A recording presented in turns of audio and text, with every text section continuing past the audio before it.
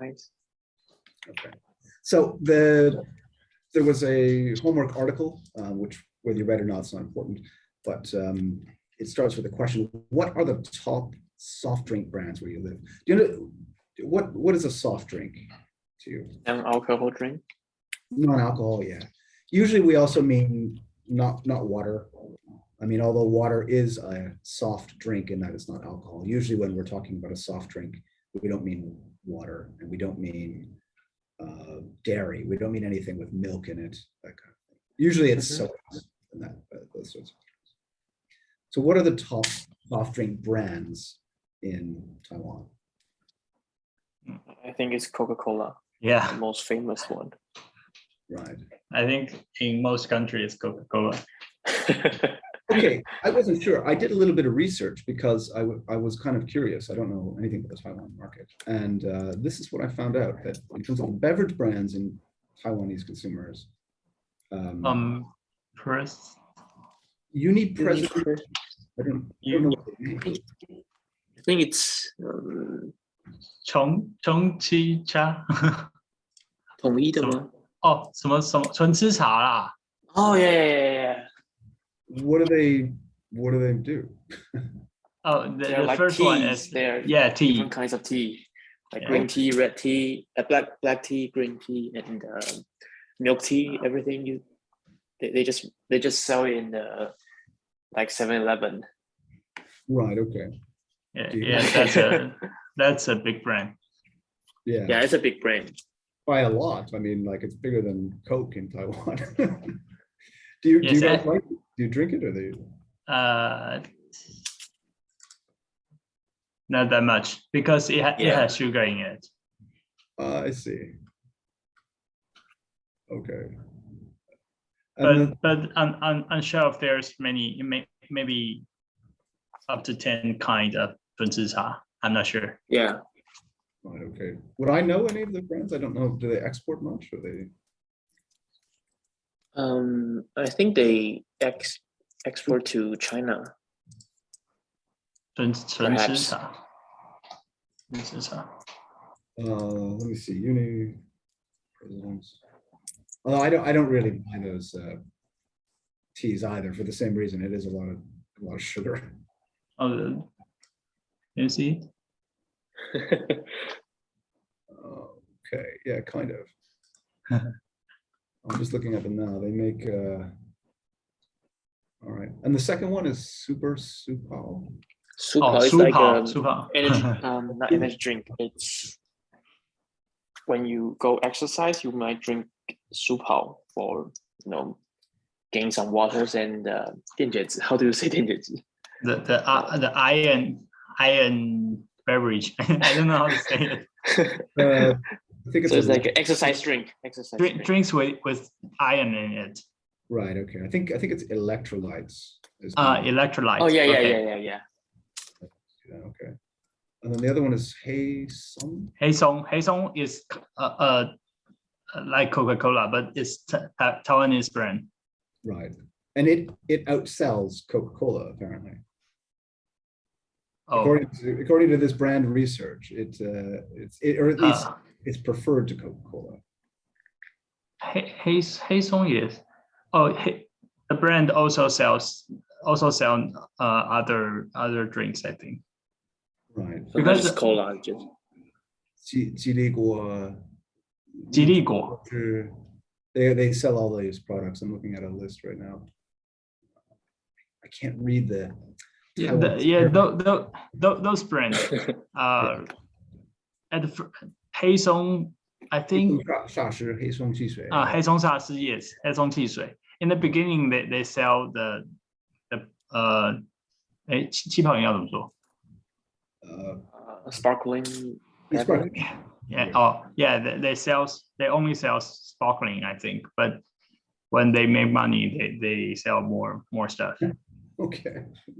So is that like, when I was looking for this market research about Taiwan, there were a lot of articles, like travel articles, saying like, if you go to Taiwan, you've got to try all these local teas and local brands. I mean, is that? Would you say like, is that Is the local beverage market in Taiwan quite strong?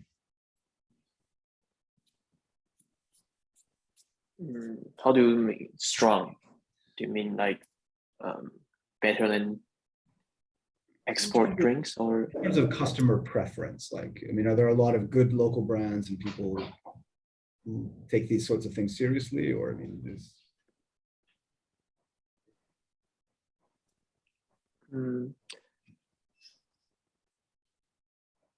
I'm just thinking, in Indonesia, there's one local brand that everybody drinks. I forget the name now. It's got some.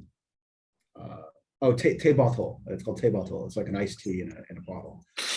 But other than that, everybody just drinks Coke. You know what I mean? It's not like a strong local, other than one local brand. There's not like a strong local market for beverages. I'm just wondering if it's different there, where you are. For example, I think people will drink supao after they go exercise or go to the gym, something. It's like a, how do I say? We drink them since we are very young, so it's a habit. Okay. So maybe that's the customer's preference. You know, they get used to the things they are familiar with. Sure. Okay. Because here too, like a lot of the milk tea, little like milk tea stores in China and in Shanghai, they will say like Taiwan milk tea, even though they're not. You know, they're just, you mean the boba tea? Yeah, like the nai cha. Nai cha. No, it's soya. It's handshake drinks, right? Not milk tea. Not sell in bottle. Yeah, like in the stores that make it. Yeah. I think originally from Taiwan. Yeah, it's from Taiwan. So they want to say, oh, we're from Taiwan. We're classic. Yeah, I think that's the idea. I'm just wondering if that means this is a particular strong area in Taiwan.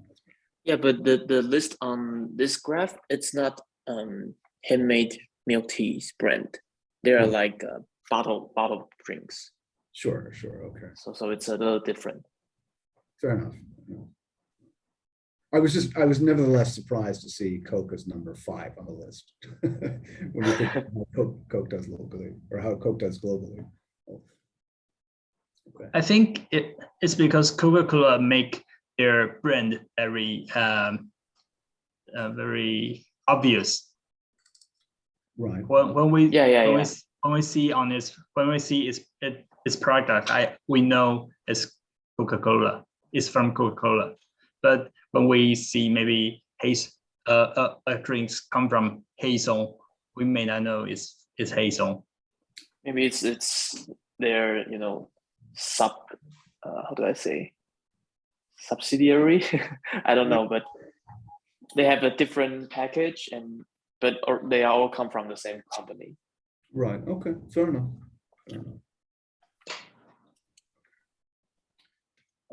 Yeah. Okay. So let's go through the article. It's an article about Coke, on Coke's presence in China. It's kind of interesting. I'll start, and then Owen, you do the next paragraph, and Kevin. So Coca-Cola already owns 2 of China's 3 best-selling sparkling drinks. But by 2020, it wants to have 4 more $1 billion brands in what has become its 3rd largest market by revenue. The ambitious target reflects Coca-Cola's confidence that its long-term plans to more than triple sales in China are secure both from domestic rivals and from potential political pitfalls. Coca-Cola's revenues have grown by a compound annual rate of 19% over the past 5 years, and it claims to be widening its lead over its rivals. It says it has doubled Pepsi-Cola's total sales in China, supported in particular by its stronger presence in still drinks, water, and juices.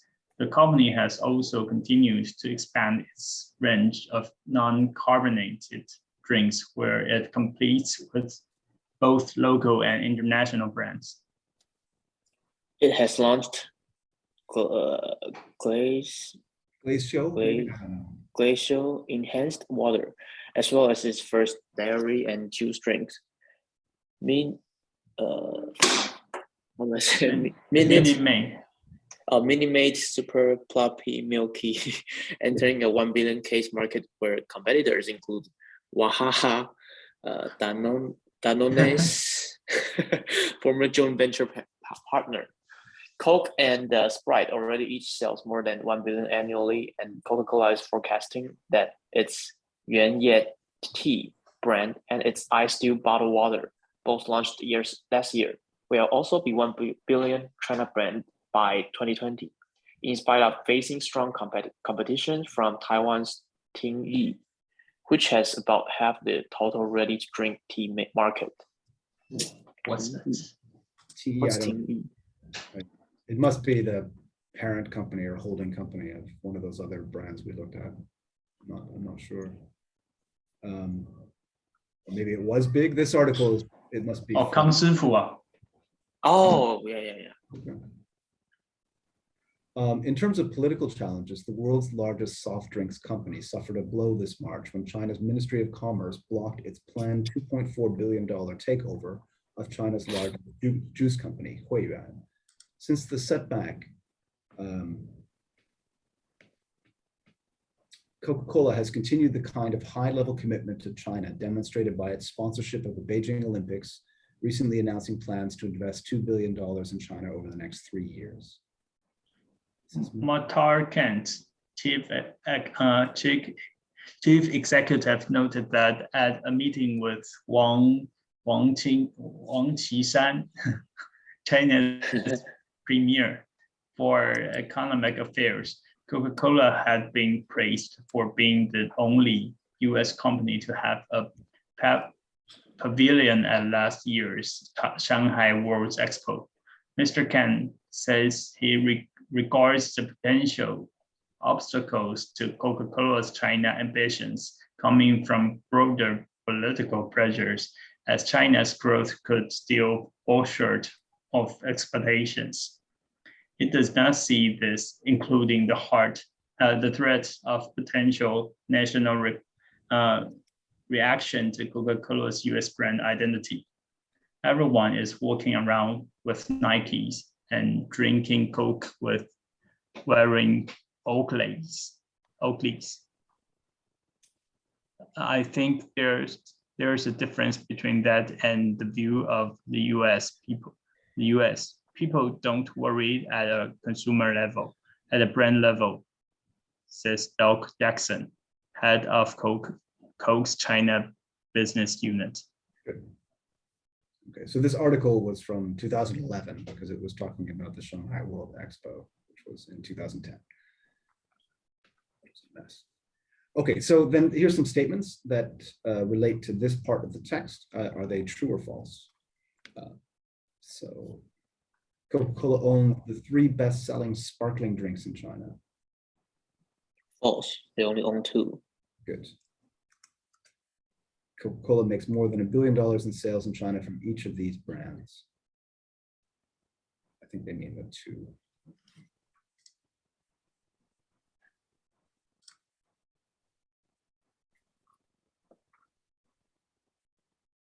So of Coke's best-selling drinks, they make $1 billion in sales from each of them.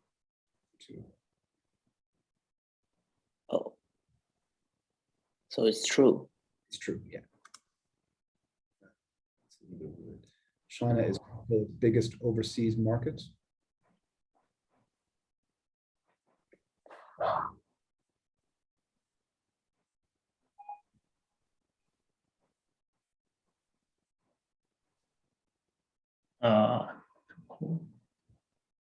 False.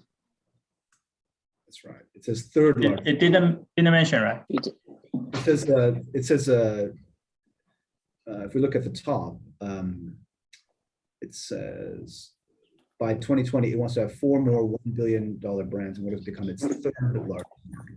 Oh, 3rd largest market. Coca-Cola's aim is to sell more than 4 times as much in China as it does now.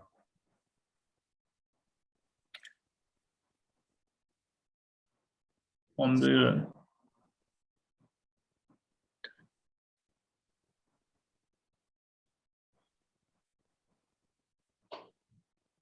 It's in the first paragraph. It wants to have 4 more 1 billion brands. So it's true. Oh wait, but it already have 2, so maybe it's 2 times. Triple sales. Triple. Yeah, that's right. It has. Where is it? Yeah, more than triple. So triple is 3 times. Yeah. So false. All right. So the ambitious target reflects Coca-Cola's confidence that its long-term plans to more than triple. So more than 3 times, but less than 4 times. Coca-Cola sales have grown by nearly a fifth each year for the past 5 years. Yes, 19%. Yes, that's right. Pepsi Cola's sales are more than half of Coca-Cola's.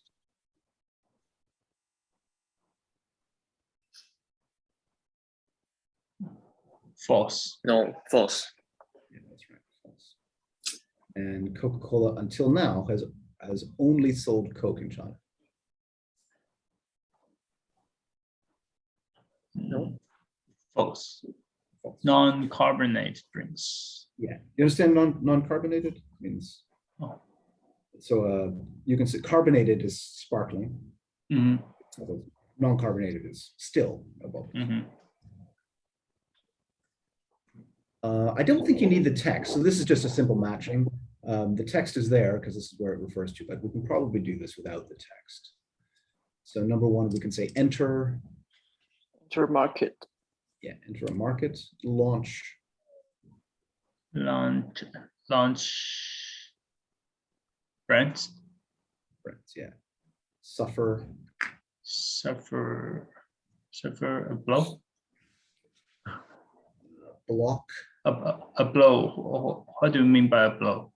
A blow means to like a punch. Yeah, but you can say we suffered a blow to our revenue. We suffered a blow to our business plans. Yeah, we a setback. Block a commitment. Can't block a commitment. Block a takeover.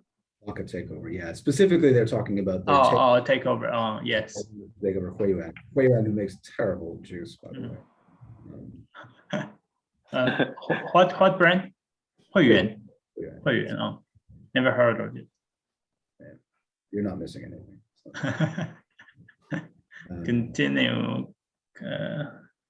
Continue a commitment. That's right. Demonstrate plans. A commitment. I think announce plans means yeah. Announce plans, yeah. Yeah. So a commitment is like a promise, and then if we're going to continue with our commitment, we're also going to demonstrate it by doing something. Good. Yeah. And to be fair to Huiyuan, I think Huiyuan it's a much older brand, and it comes from a time when I think refrigerated transportation wasn't very common. So like when I first moved to China in 2003, you couldn't get like fresh juice at a store.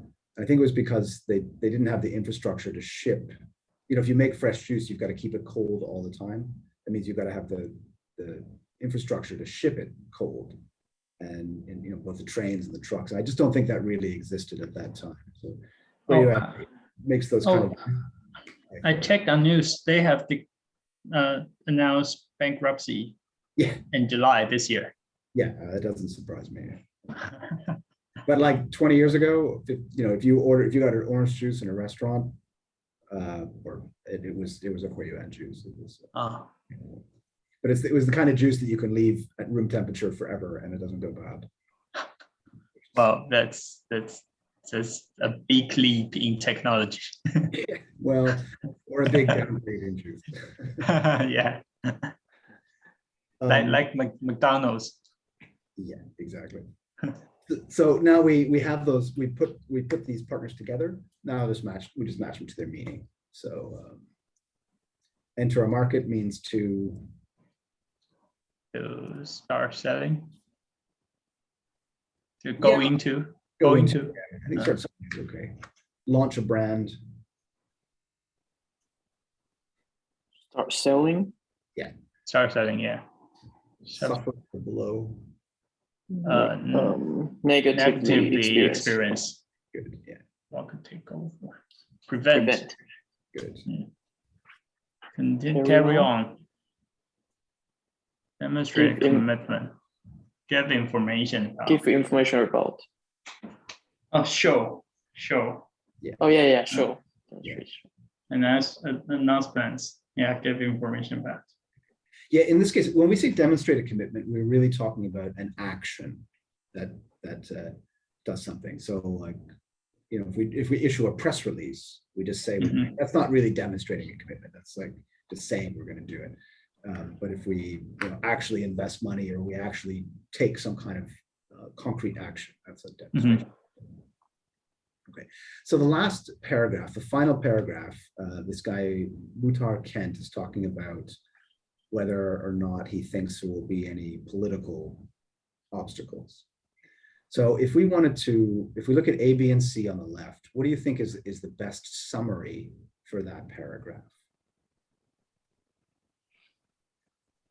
Of the paragraph?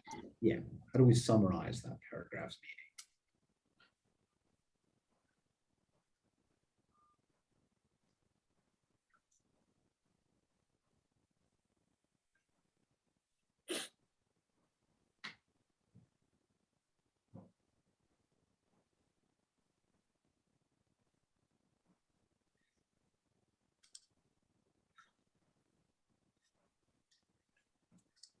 C. Okay. Kevin, do you agree? Yeah. Yeah, that's right. He's saying there won't be a problem. Yeah. Not sure if I think in the last part, there is a difference between that and the view of the US. People don't worry at a consumer level. Yeah, they just buy Coke. Yeah, I don't know. I don't know if that's true or not. I don't know how much people associate Coke with the US these days anymore. They're kind of just everywhere. But in China is if you relate Coke something with US, will it get harder to promote? I don't know. I think it's possible. It hasn't happened, but I think it's possible. I think in Taiwan, we don't have that issue. But in maybe 10 years ago, 10 years back, if you could relate some electrical product to Korean, we may. Right. Yeah. Why is that? What was there? It's just a rival because we want to support our own country's product. Okay. All right. Yeah. At that time, HTC is good. HTC. Yeah, but now just use Korean product. Right. HTC, I can't remember. Is TCL? Are they? HTC. HTC. Yeah, no, I'm trying to think of Taiwanese brands that I've used as past. Acer, Asus. Right. TCL, are they China or Taiwan? TCL. What's that brand? What's the product? They made computers, I think, for a while. It's China's. China's. Okay. In Guangdong. Oh yeah, it's China's. Our schools that we used to have here before we got closed by the education ministry, we used BenQ, big 70-inch BenQ touchscreen. BenQ, I think BenQ is Taiwan's, right? Taiwanese. Yeah, they are Taiwanese. But they've left the consumer market for the most part. They don't do consumer products anymore. It's too bad. They were nice. Okay. Well, that was my question. Was there any? Okay. You already answered it. Korea. Yeah.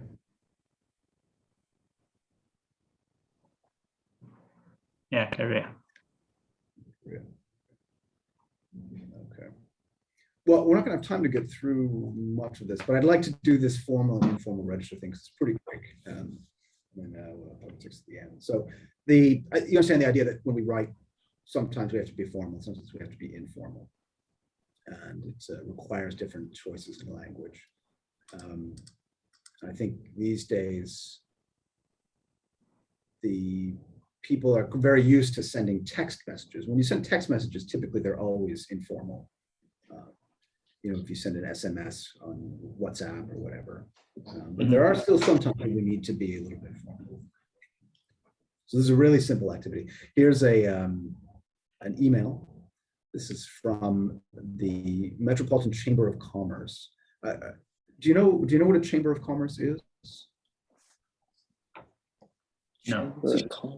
Yeah, typically it's a nonprofit organization that's there to promote businesses in some way. So many countries have their own Chamber of Commerce. There's probably a US Chamber of Commerce in Taipei.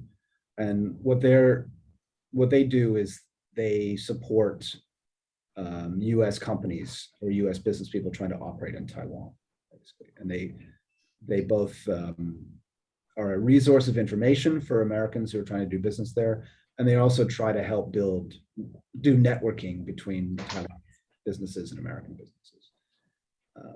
So in this case, it's a Metropolitan Chamber of Commerce. So it's basically, it's an organization, typically nonprofit, that's trying to promote business in some way between one group and another group. Right, so the Metropolitan Chamber of Commerce is writing about a business event. They say, dear, how would they start this email? This is a formal email. I'm writing to inform you. Yeah, that's exactly right. I'm writing to inform you. I'm writing to inform you that the Metropolitan Chamber of Commerce is organizing a special event from the 17th to 20th of November on the subject of business today. Blank, if you could blank and give a talk to the local business community. So they're inviting somebody to come and give a talk to the local business community.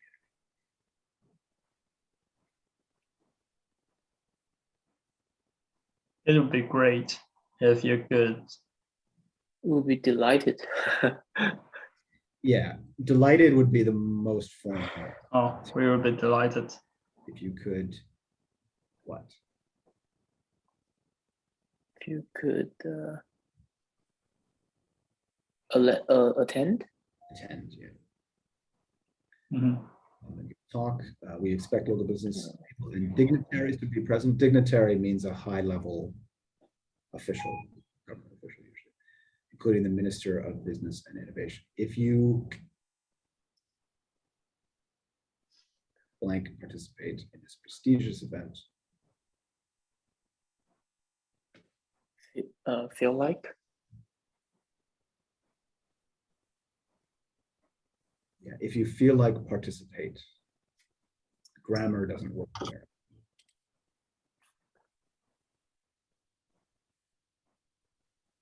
If you want to. Yeah, that's the right grammar. Wish to would be the most formal. Formal. Okay. Basically, like the rule of thumb is like the longer option or the least common word. If you wish to participate in this prestigious event, I would be grateful if you could. Exactly, I would be grateful if you could confirm your attendance. And subject to talk no later than the 31st of August. Please find attached. Yeah, please find attached. Speakers. Also forum. Could you also let me know? Yeah, that's right. Could you also let me know whether you wish to come to the charity dinner that will be held on the last day of the month? Should you require? Should you require? Wow, that's a pretty formal sentence. Yes. Should you require? Please do not hesitate. Do not hesitate. Yeah. Don't use abbreviation. Yeah, contraction. Yeah, contraction. Look, I'm looking forward Looking forward to hearing. I look forward. I look forward on, yeah. Looking forward to hearing. It's okay. Yeah, exactly that. So that's right. We can use more words is better. More words and less common words is always the better choice. Particularly in this case, because this is somebody, the person writing clearly doesn't know the person they're writing to, and they're inviting them to a high level, formal event. So it's got to be like maximum formal. Okay, and let's do a little bit of pronunciation. So we did recently. We did the I think it was last week. We did the work on stress, and what I'm noticing when we do stress is the stress part you guys get okay, but the other side of it, which is unstress, is what's giving people trouble. So there's a lot of different ways that we have a lack of stress in the words. In this case, today we're going to just briefly look at what are called strong and weak forms. So I'm going to read this for you, and I'd like you to pay attention to the word from and the differences between the word from. So this dialogue goes, I've just had a letter. Who's it from? It's from Jim.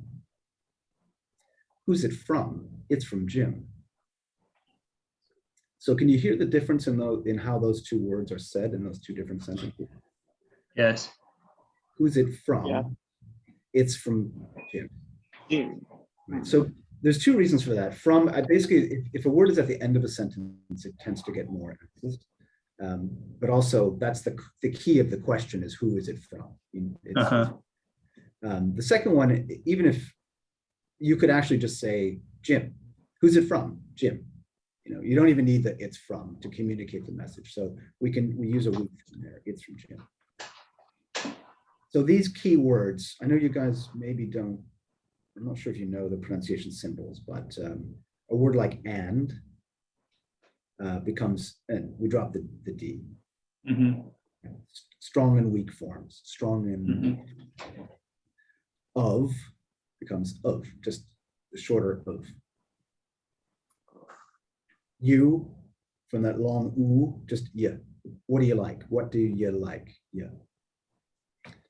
Would, which again is a stronger vowel, just back to that would. And you notice that if you look at the vowel symbols here, everything is turning into this vowel sound.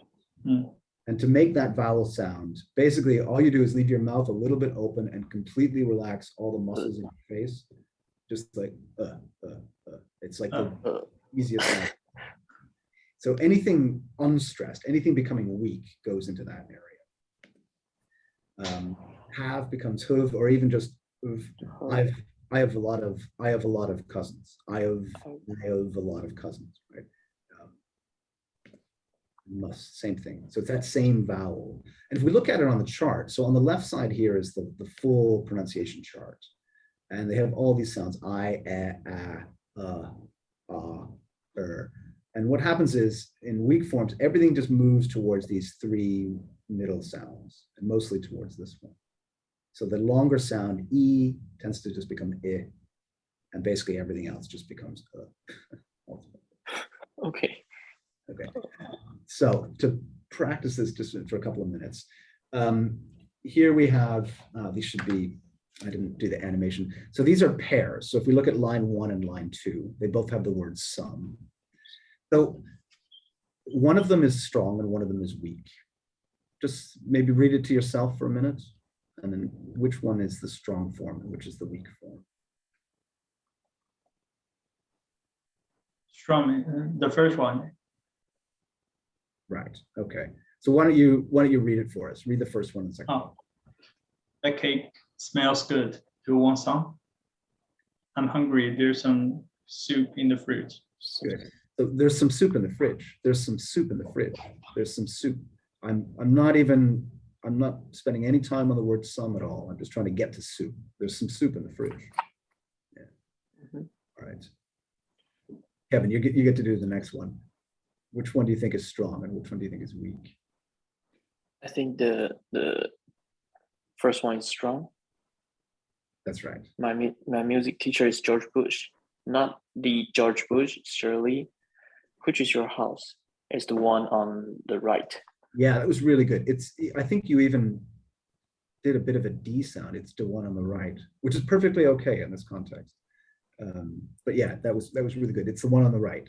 The is not important at all. Just disappears in that sentence. It's good. Poen, your turn. The second one. Did you enjoy the film? I thought it was great. I didn't see you at the meeting. Why weren't you there? I was there. Good. Yeah, that's right. I was there because it's that contrasting stress that we practiced the last time. And the other one is, I thought it was great. I thought it was great. It's all we care about is I and great, basically. Kevin, please. Did you get any question wrong? Just one. I spell could, C-U-L-D. And so this is strong one. Yeah. I'm going to the conference too. Maybe we could go together. Maybe we could go together. No, you did it. You did it great the first time. You just basically said could. Maybe we could go together, which is perfectly okay. Okay. Yeah, that was really. Yeah. What's happening in the mouth is that English is what's called a stress-timed language. So we put all the stresses in almost a timing, like 1, 2, 3, 1, 2, 3, 4, and everything in the middle gets squeezed and said together. Some other languages like Japanese or French are what are called syllable timed. Every syllable gets equal weight. They don't squeeze any of it together. Mandarin's somewhere in the middle where it can be. On the news, it's syllable time. They read everything perfectly. But in day-to-day speech, it's not. Everything gets squeezed up together. So the way that we keep that timing is by saving energy in our mouth and not making these big sounds that take more muscle work if we don't have to. We only do the ones we have to. Good. Poem, please, the next one. While you're reading, it's a letter from my Alice. Is this a present for Bob? No, it's from Bob. Good. And you also did the 4 very good. Is this a present for Bob? For Bob? Like, yeah, you did that really well. Good. Kevin, please, next one. We'll wrap up. I'm going to Hungary next week. Are you going on your own? Why did you put mistake here? You've written your instead of you. So good. The first one is weak. The second one is strong. Good, and you read that really well. Your own. Yeah, it's great. And Poem, the last one. I like those flowers. They're for Jen. Have you got any matches? What do you need? What do you need them for? Yeah, what do you need them for? So you could go a little weaker on that. They're for Jane. They're for Jen. All right. Okay. All right, guys. That was really good. Yeah, that's fun. To do. Well, I won't keep you any longer. Thank you very much for your time, and I'll see you. So we didn't really do much today. I closed that. The same as last week. There's a writing assignment if you have time to do it, and would like to take it on. You can do the writing from the website. Okay. Good. So have a good weekend, and I'll see you next week. Yeah. Thank you very much. Thanks, guys. See you next week.